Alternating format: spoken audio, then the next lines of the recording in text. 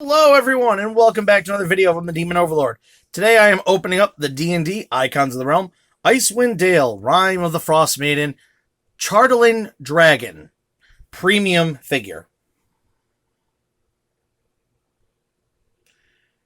Here we have a quick shot through the window there for the dragon in his packaging. As you can see, there's like my finger for scale. He's a pretty big boy, pretty big dragon there, and as you can see, the premium set. There we go. Now they change that around. Here we have the back of the box, which the artwork here is to match the Frostwind series. And we have a nice little bit of some information. Is a construct dragon, evil, suffusing the dragon's Chartling body, imbues the construct with malevolence, allowing it to enjoy the terror it stokes. As you can see here, this is the pre-order picture. So, as they say, there's slight differences versus it. And there's the little boosters over here for what they're going to look like. So let's get to the dragon itself, shall we? Now here he is, the mighty powerful Chartling dragon. As you can see, a very amazing creature. It's just literally a very chunky boy. This thing has a lot of work.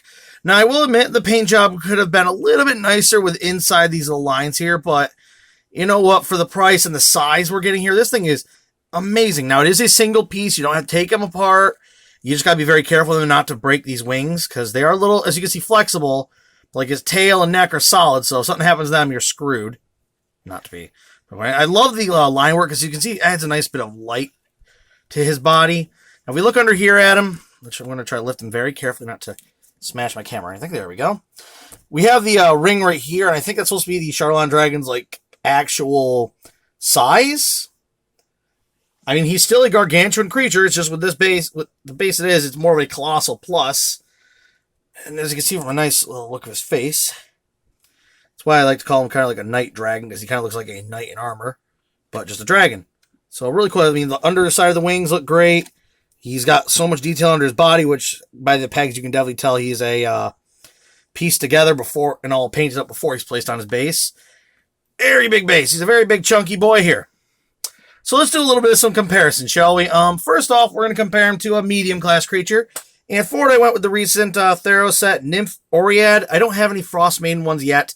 I'm still waiting for my brick to show up so I can do that, but we still have some comparisons. So here's a nice little medium-class miniature. And as you can see, she's literally destroyed by this guy.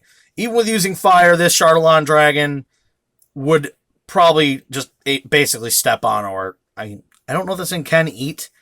Doesn't really seem to have like a mouth separation. I think it doesn't eat anything. I think it just breathes a type of special attack. Now, it is a construct, so I don't think this thing actually needs to eat, drink, sleep, or breathe. So, basically, I think it's like a siege engine, where it just basically goes into a town. This thing does get bonuses on damaging buildings and walls and all that sort.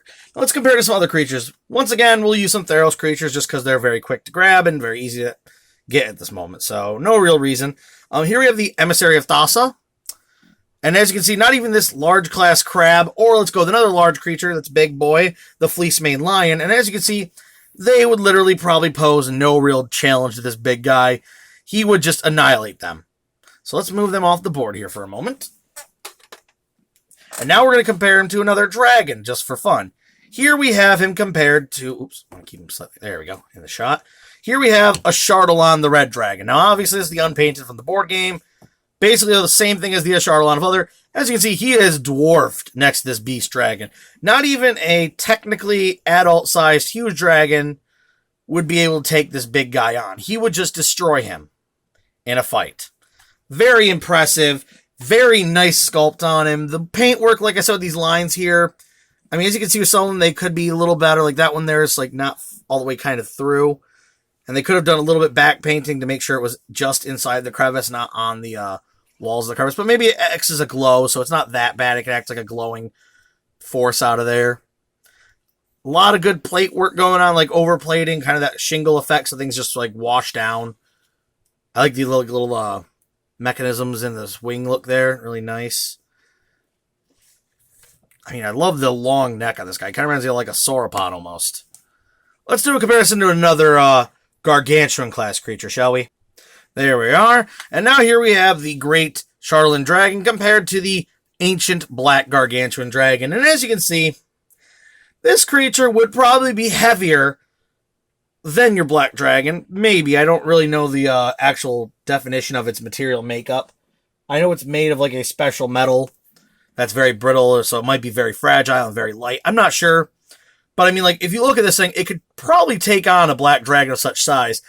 I mean, it's pretty beefy that he can compete with him. And he's definitely bigger in the body category and the bit of the neck. And definitely in the tail. But I would say the one creature this might be outpaced by is the gargantuan / colossal red dragon. That might be the only mini, as well as maybe that old Kraken mini, one of my older videos, the Dragon Troll could probably compete with this guy. The black dragon being another obvious choice. And maybe the sapphire dragon, who's a bit wider, but definitely not as thick and bulky as this guy. Let's take him back out of here quick. Okay. So anyway, guys, here he is, one last final shot of him in his epic glory. This mighty beast that if you really want to put your players in a battle for life and death and really make it epic end fight with maybe the enemy inside controlling it or just nearby controlling the creature, and then when you kill him, it rages and now has to be put down or something similar to those ideals. Just an amazing monster. Definitely recommend trying to get a hold of him before he starts going on secondhand pricing, because eventually they'll stop making him and then he's going to become expensive as big and bulky as he is. Really cool if you want to have a construct guy, maybe make one of these if somehow he gets to high enough level. If he becomes like maybe level 30 or something, whatever it takes for an artificer to make this bad type of creature. But really cool. Really epic. I definitely give him a 2 thumbs up to WizKids for this. Great piece. Definitely recommend. And have a great one, guys. And stay tuned for more videos in the future. And as always, do like and subscribe. It helps keep my channel going. And please ring the bell if you want to make sure you're updated on all my new videos coming out due to YouTube's strange algorithm. Anyway, guys, have a great one. Bye-bye.